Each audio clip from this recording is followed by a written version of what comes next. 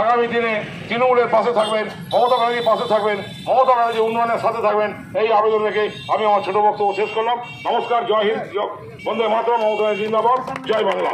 এরপর বক্তব্য রাখবেন আশিস ঘোষ দত্তিদার, সহসভাপতি মেমারি তৃণমূল কংগ্রেস কমিটি।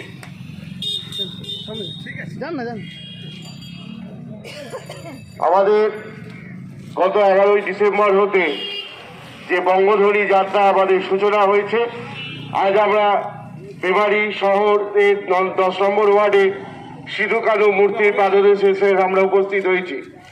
সারাদিন ধরে চলছে আমাদের এই বঙ্গধ্বনি যাত্রা। শুধু বঙ্গধ্বনি যাত্রার মধ্য দিয়ে প্রতিটি মানুষের কাছে আমরা পৌঁছাতে চাইছি উন্নয়নের দাবি নিয়ে।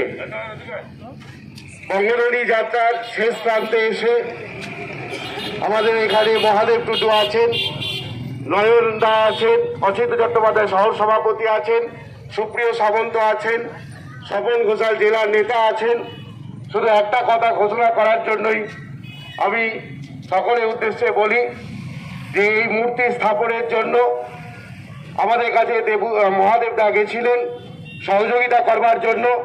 আমরা মেমারি শহর তৃণমূল কংগ্রেস কমিটির পক্ষ থেকে, আমি এবং অচিন্ত চট্টোপাধ্যায়ের পক্ষ থেকে আমরা 10,000 টাকার একটা চেক আগামীকাল আমরা মহাদেব টুডুর হাতে তুলে দেব এই সিধু কানু মূর্তি সম্পূর্ণ করবার জন্য। তাই আমরা এই বঙ্গধ্বনি যাত্রাটাকে স্মরণীয় করে রাখতে চাই এই জায়গায়, যে আমরা মনে করি মমতা বন্দ্যোপাধ্যায়ের উন্নয়ন সর্বস্তরের মানুষের জন্য। সেখানে আদিবাসী মানুষ, সাঁওতাল সম্প্রদায়, মুচি বাগদি থেকে আরম্ভ করে সর্বস্তরের মানুষের জন্য মমতা বন্দ্যোপাধ্যায় ভাবেন। তাই মমতা বন্দ্যোপাধ্যায়ের ভাবনাকে আরো প্রসারিত করবার জন্য আমরা শহর তৃণমূল কংগ্রেস কমিটির পক্ষ থেকে একটা ক্ষুদ্র প্রয়াস। সকলকে ভালো থাকুন, সকলে সুস্থ থাকুন। জয় হিন্দ, বন্দে মাতরম, তৃণমূল কংগ্রেস জিন্দাবাদ, মমতা বন্দ্যোপাধ্যায় জিন্দাবাদ। এখন আপনাদের সামনে বক্তব্য রাখবেন অচিন্ত চট্টোপাধ্যায়, শহর তৃণমূল কংগ্রেস কমিটি সভাপতি। ধন্যবাদ। মেমারি শহর তৃণমূল কংগ্রেসের সহসভাপতি ভাতৃপ্রতিম আশিস ঘোষ দস্তিদার আমাদের মধ্যে উপস্থিত আছেন। দীর্ঘদিনের লড়াকু সৈনিক, মেমারি পৌরসভার প্রাক্তন ভাইস চেয়ারম্যান, বর্তমান প্রশাসক, 10 নম্বর ওয়ার্ড কাউন্সিলর সুপ্রিয় সামন্ত, যুব পরিষদের মেমারি শাখার সভাপতি ভাতৃপ্রতিম মহাদেব টুডু, নয়ন থেকে শুরু করে শুভেন্দুদা অনেকেই রয়েছেন, সারাদিন ওয়ার্ড 10 নম্বর রয়েছেন। আপনারা জানেন বঙ্গধ্বনি যাত্রা সূচনা হয়েছে 11 তারিখে। আজকে পর্যন্ত আমরা 2 নম্বর, 3 নম্বর, 4 নম্বর ডাল আছে, 1 নম্বর এসে কেন এলাম?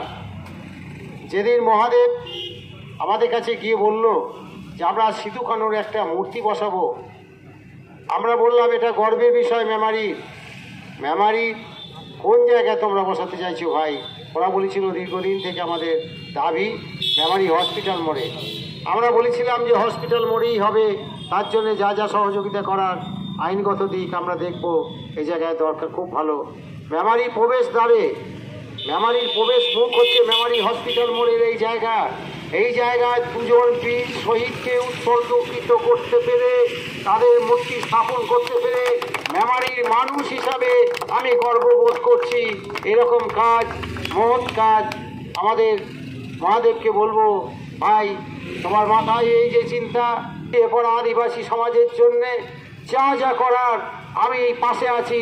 মেমারি শহর তৃণমূল কংগ্রেসের আমরা সবাই সৈনিক, আমরা আপনাদের সঙ্গে সহযোগিতার হাত বাড়িয়ে দেব। এলাকায় যেখানে যে কোনো প্রয়োজনে আমাদের ডাকবেন, আমরা আছি। এই বীর শহীদ সিধু কানু, আমরা ইতিহাস কিছুটা ভুলে যাই। আমরা সিপাহী বিদ্রোহকে প্রথম বিদ্রোহ বলে ঘোষণা করলো।